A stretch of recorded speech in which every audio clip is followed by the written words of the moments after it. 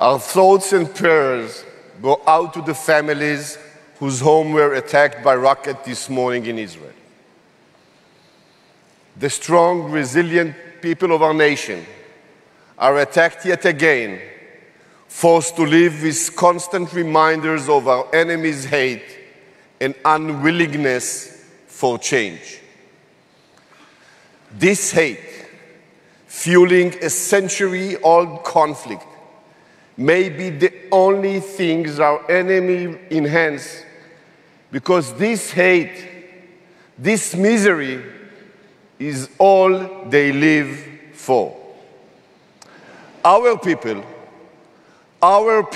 live for hope.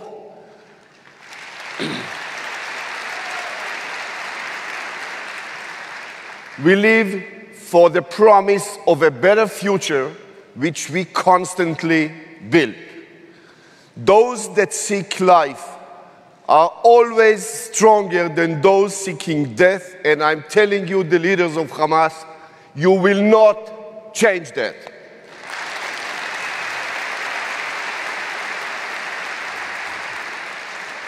My friends,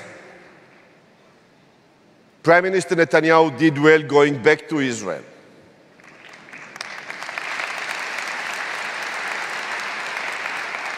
And I will return to Israel today as well, to stand, and if needed, to fight in defense of our people, of our people. One thing I know for sure: Israel will once again and always prevail.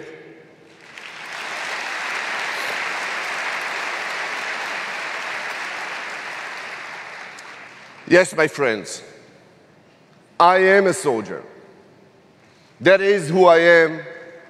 That is what I do.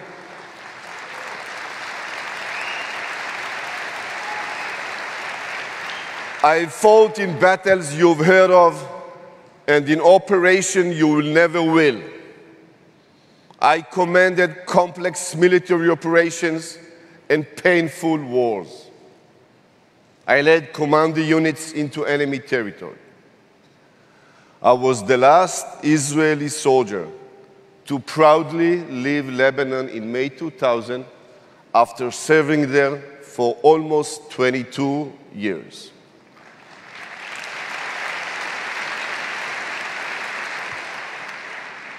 I've lost friends.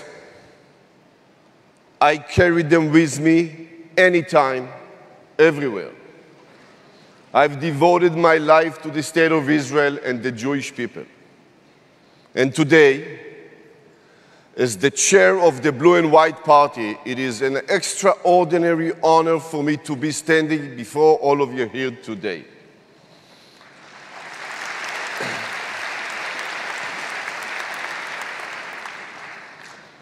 Good morning, President of the Board of Directors, Mort Friedman, Chair of the Board, Lilian Pincus, Betsy Cohen, President-elect, my friend, CEO of AIPAC, Howard Kor, distinguished members of Congress, dear AIPAC activists and members, ladies and gentlemen. All of you are soldiers too. And let me upfront you what we are fighting for. Even though we have the best army, the best air force in the world, the best fighters in the universe, even with this army, even with this air force, even with those brave fighters, we must remember that if we want hope, we must have unity.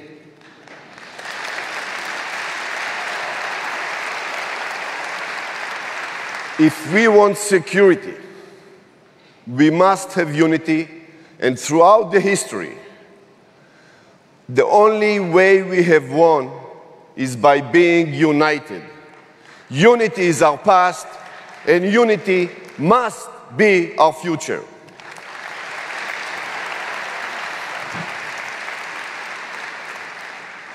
My first assignment as a combat soldier was to accompany and secure Egyptian President Anwar Sadat on his historic visit to the State of Israel. Exactly 40 years ago, tomorrow, and just 200 yards away from here at the White House, President Jimmy Carter, the Prime Minister of Israel, Menachem Begin, and President of Egypt, Anwar Sadat, signed their historic agreement showing us that great and brave leadership can change history.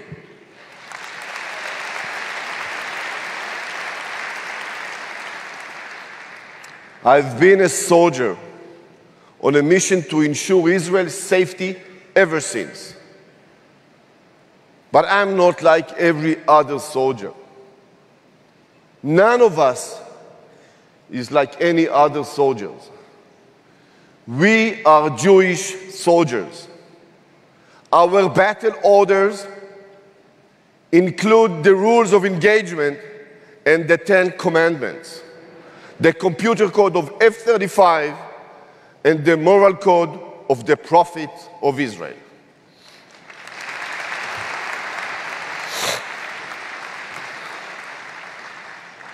And it is this moral code of our nation that led me on a secret mission 28 years ago.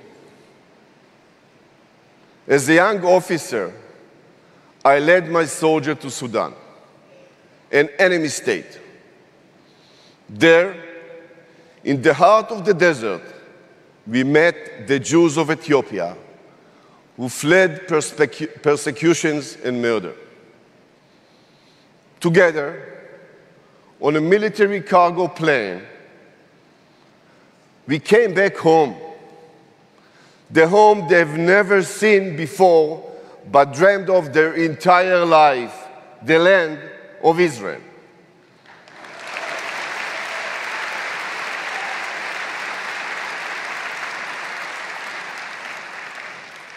Among the Jews that came from Ethiopia was a little girl. She was only 3 years old. Even I'm excited now. Carried by her aunt, they crossed the desert, leaving half of her family behind. That girl is here today.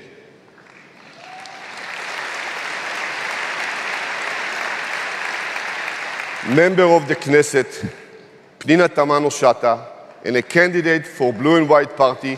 Pnina, can you please stand up?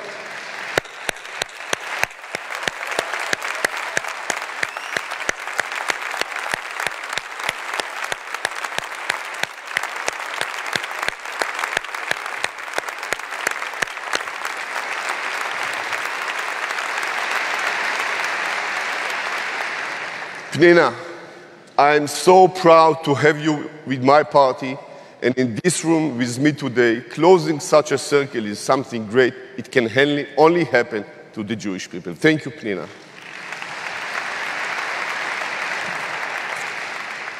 We were sent on this mission because the State of Israel has and will always have a moral duty to ensure that every Jew around the world is safe. And if there is one Jew in danger anywhere in the world, the mission is not over. And today I'm telling you, the mission is not over yet.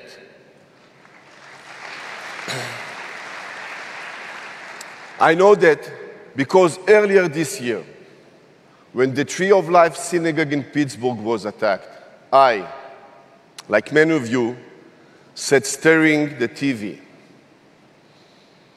Because we are Jewish, we will not stand idly by. We will not tolerate racism. We will not tolerate anti-Semitism. In my wallet, I carry a black and white photograph of my mother in Bergen-Belsen on the Liberation Day, weighing only 90 pounds, still in striped pajamas, on the concentration camp.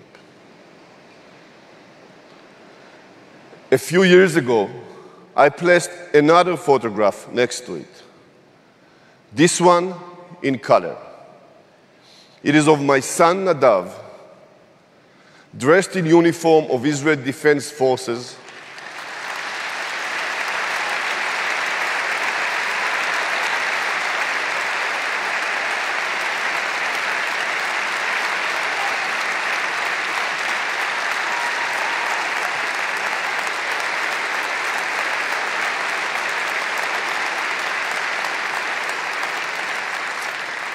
as I've said, my son Nadav, dressed in the Israel Defense Forces, was taken at the day he completed his paratrooper training.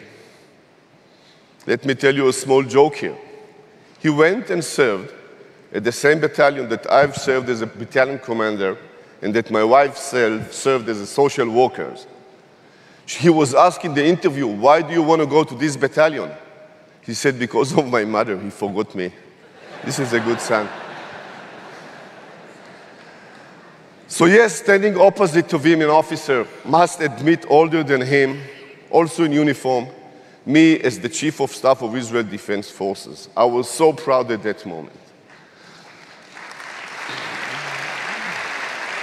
But on a more serious note, let us all agree that between those two photographs lie the entire story of the people of Israel.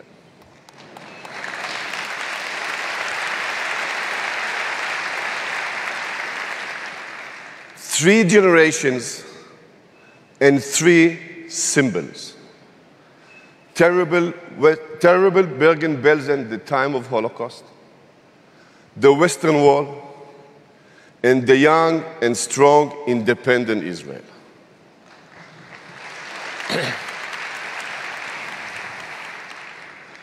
But those photographs also teach us something else.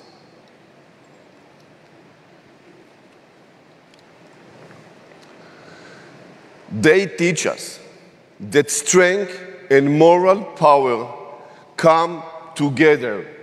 They teach us that strength and power must come with very high moral standards. They teach us that miracles do not happen on their own. We have to protect them, and we will protect them. And that is why I say from this stage to the Iranian regime, never again. We will not allow you to establish yourself in Syria.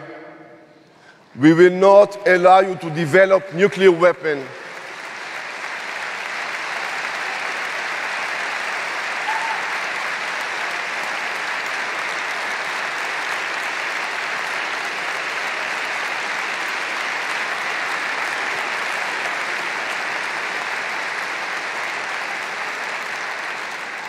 I am telling the Iranians, you know my friends, and you know me, and not only from my cell phone. On my watch, you will not become a regional power, and I will not hesitate to use force if and when needed.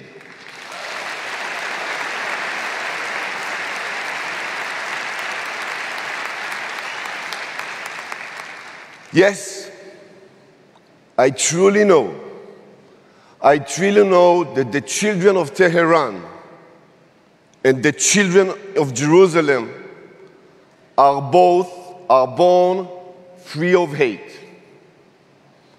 I know that the Iranian people are waiting for a new dawn, one I hope we will all get to see in our lifetime.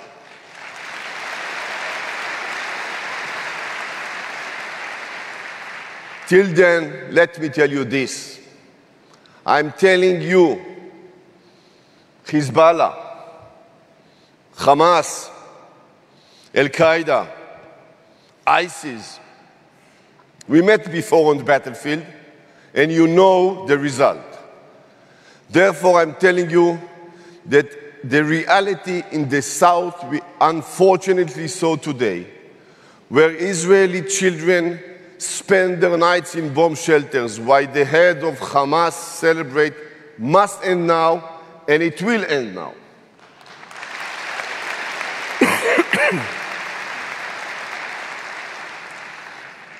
The head of Hamas forgotten what happened to Ahmad Jabari, their chief of staff.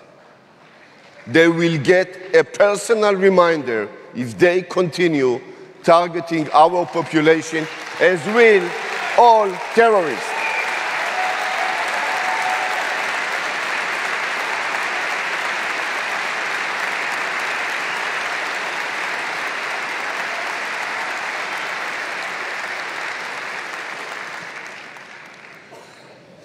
We will maintain our military edge.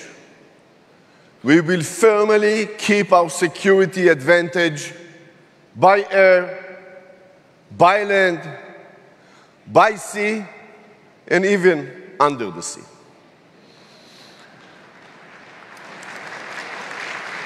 To those who would like to turn a new page, we will extend our hand in peace, and we will strive for peace with any honest Arab leader.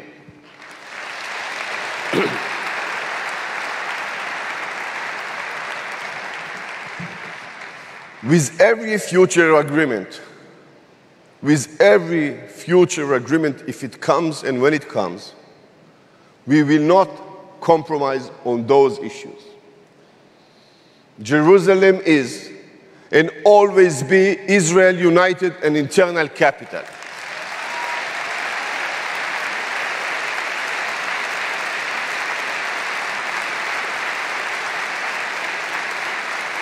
The Jordan Valley is and always remains Israel's eastern security border. The responsibility for the security over the land of Israel will remain in the hands of the IDF and the IDF alone.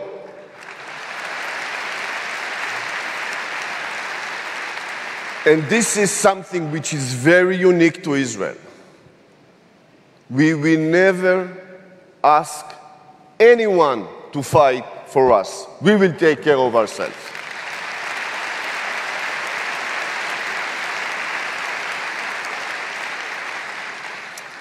We will never withdraw from the Golan Heights. We will never do so.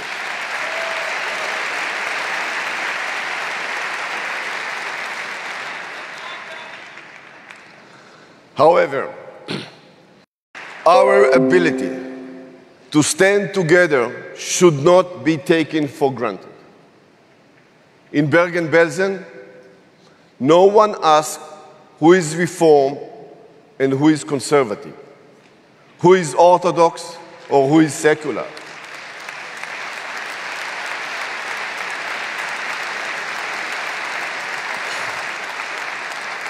Before going into battle, I never checked to see who had kippah under their helmets.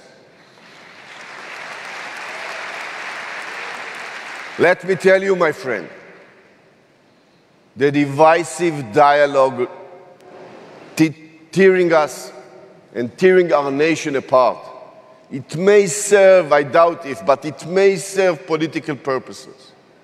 But it is shredding the fabric that holds us together.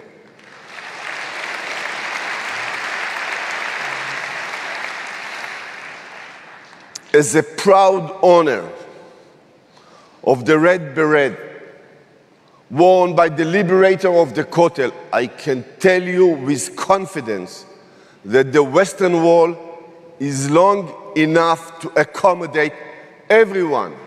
Everyone.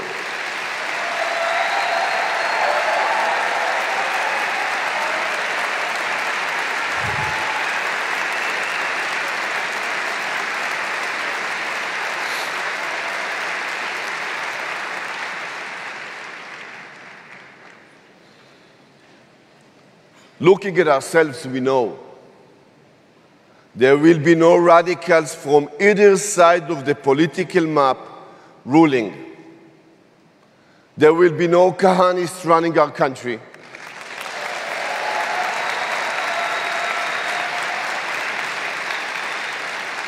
There will be no racists leading our state institution, and there will be no corruption leading our way. No corruption whatsoever.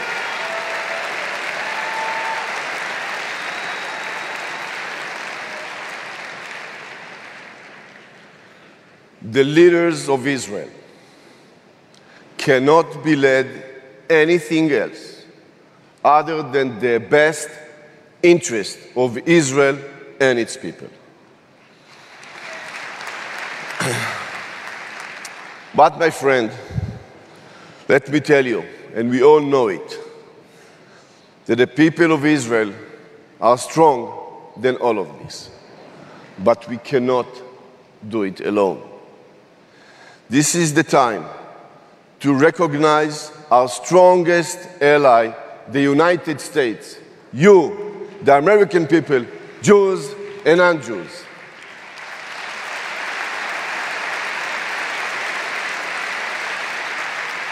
The United States was the first nation to recognize the historic rebirth of Israel in 1948, just 11 minutes after its establishment. President Trump, a true partner and an ally of Israel,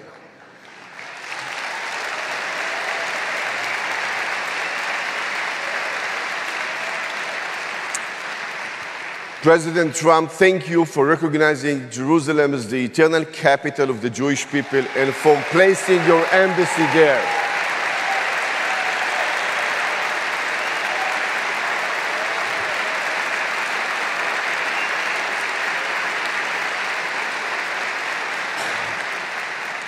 And thank you, President Trump, for recognizing Israel's sovereignty over the Golan Heights.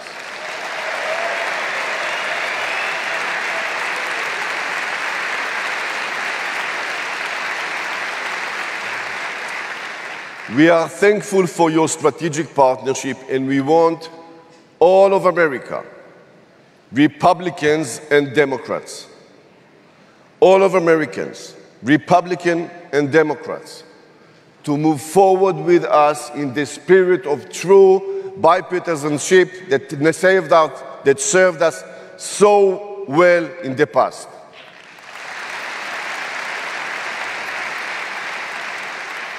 Bipartisanship, what a word. I'm an Israeli, very hard. And so, my friend, I am a soldier, a proud soldier. And after life, fighting battles that you have heard of and ones you never will, I'm here on my next assignment to put our people before everything, our security before everything, and our beautiful, vibrant, and strong state of Israel before everything.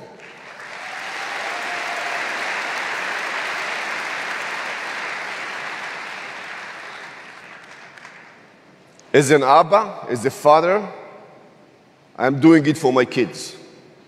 But I'm doing it for your kids as well. Toda Rabba, thank you very much.